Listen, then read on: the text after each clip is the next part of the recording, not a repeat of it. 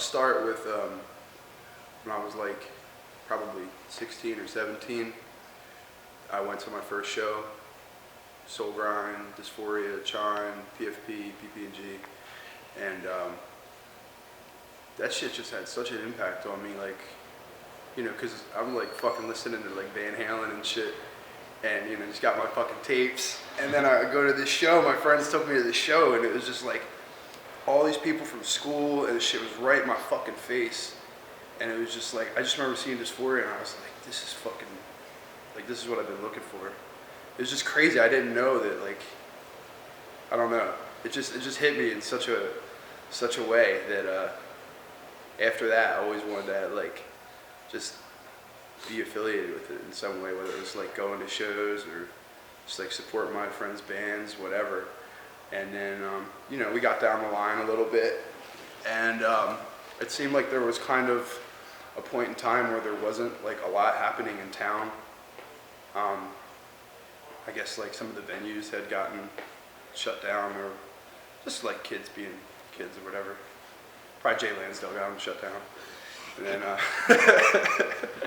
but so I don't know, like one day I started to get I started to play music a little bit later than everybody, and I just kind of got the itch to, like, you know, let's go see what's up with, you know, like the Lansdale VFW.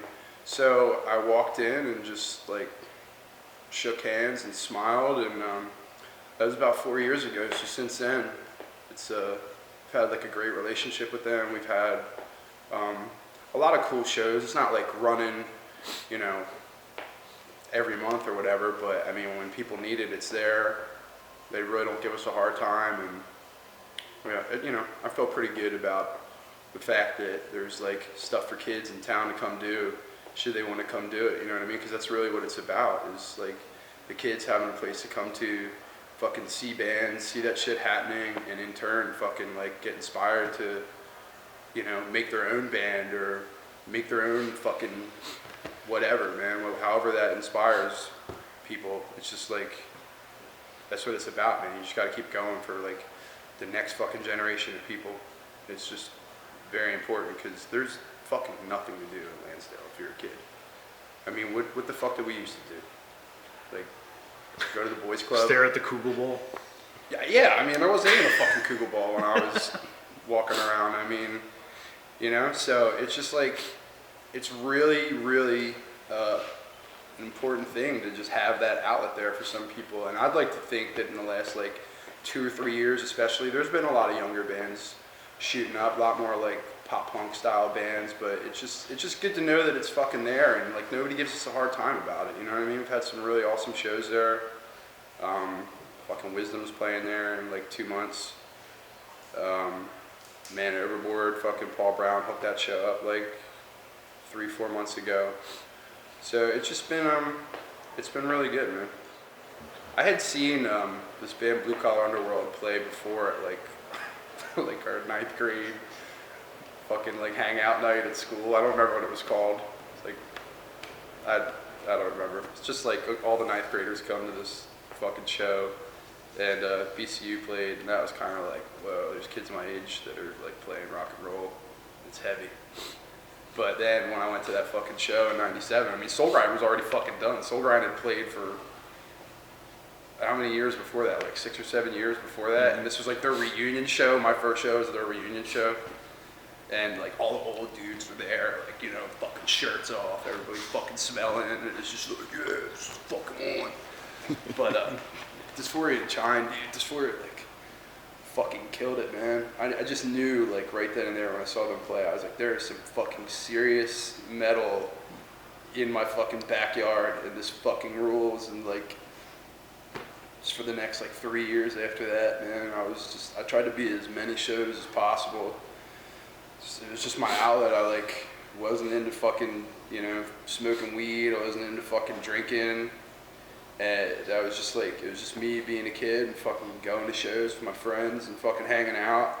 And I will say, like, the one thing that bums me out now, and maybe I'm wrong about this, is that I just feel like when we were kids, like, it didn't matter if it was a punk rock show or a hardcore show, we were there. I mean, I didn't fucking care. I know a lot of people that didn't fucking care. Like, we just went because that was our fucking place to hang out, man. That was your outlet. And it just seems like there's more of a division anymore where if it's not like a straight up pop punk show or if it's not like a straight up hardcore show, that like certain people aren't going to go. And I think that's like a disconnect because of the internet. Mm-hmm. I'm not sure if that's really what it is, but it just seemed like when people didn't have all this shit, is like, here's a flyer that I made myself, here's a fucking flyer, this is where everybody's hanging out, and you would just fucking go and listen to bands and meet people, and maybe you were in a band, that's where you went to promote your shit, or maybe you did a zine, and that's where you went to hand your stuff out, or you were making shirts. It was a good fucking time. Still a good time. You know what, dude, like that, how many times did you like walk out of the show and somebody's there with flyers just like handing you a fucking flyer? Like every show you went to, whether it was in Philly or it was around here, you'd walk out and like people have flyers or somebody's walking around handing you flyers. It's just like that shit doesn't happen anymore, man. Everything is just like fucking Facebook or fucking whatever the hot fucking like site is, you know. I love dancing, love watching people go off, love like when the music fucking builds and people just bring it. And I've thought about this for a while. Those first shows I used to go to, it seemed like, you know, when somebody wanted to do their thing, that was the whole point of the pit. They would jump out into the pit. It just seems like as shit has gone on, I kind of have an idea where it came from. I'm not going to say any names. But I can remember there's a certain crew that rolled into Lansdale in like 99. And they were all about dancing on the crowd. And that just kind of became the thing. I just remember like when it started happening and people were like flying backwards, motherfuckers are getting kicked in the fucking face. And it was just like, wait a second, I'm over here watching and you're over here dancing, but now the pit doesn't matter because the pit's wherever I fucking want it to be. Like there was one show in Lansdale, dude. Dave probably remembers it. It's fucking Second to None, Sworn Vengeance, Dysphoria, Everybody Gets Hurt, Inkling, maybe one other band. Chris Spear warned everybody when you walked in the door. Chris and Todd were just like, you know, hey, it's gonna be a rough show. How you doing? It's gonna be a rough show. Fucking roll in there, Inkling plays, Inkling with their fucking butterfly logos, fucking playing. All Lansdale kids were like, oh, this is great. And then I guess it was Second to None, or maybe it was Everybody Gets Hurt played next, and all of a sudden, whatever band was next was the last band. whatever fucking band plays next, like these dudes just are all bigger than us, bigger than Jay Lansdale, and they just start fucking throwing down hard as shit, dude, like all over these fucking kids, man. And then it turns into a fucking fight. Fucking shit gets shut down. They're fucking threatening the venue people. It was fucked up. The cops came, and after that, man, it just seemed like every time there would be a show, man, there's got to be that fucking dickhead that wants to dance real fucking hard on the crowd. And like, I don't know. I was never really like about that side of it. I think people should dance and do their thing and have a great time. But when you start fucking with everybody that's just chilling there, because that's now the thing to do. I hate that shit. I hate it at the shows in Lansdale now. It's been a couple times this year where, like, you've said this before too, like, there's fucking kids, man, that never got put in check. For some reason, these skinny little fucking kids have come up, and they'll be out there throwing down fucking hard as shit, and just, like, throwing down on the fucking crowd, and it's just like, shit's fucking lame, man. Somebody needs to put that in fucking check. But yeah, I'm not all about catching a fist when I'm not expecting it. It's not, man, especially with the fucking younger kids. It's just like, motherfucker, if this was 15 years ago when you did that shit, some fucking dude would have pounded you right in the fucking middle for everybody to see. Nobody's really made an example out of anymore, so I don't know. I don't condone the fucking violence. I love seeing people go off, but, you know, violence sucks. Like, there's always going to be division.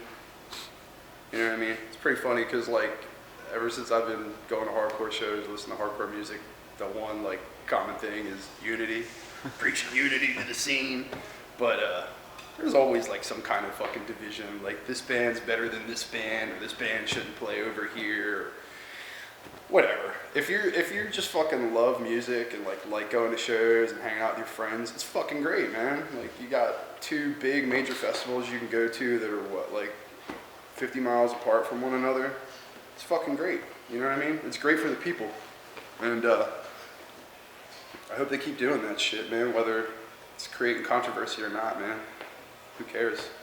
It's good for everybody involved to just like have shows to go to and throw it down. You know? Fucking Dysphoria, man. Are you fucking kidding me? Are we talking about Lansdale here? Fucking Dysphoria was... Dysphoria, like, put it down on another level.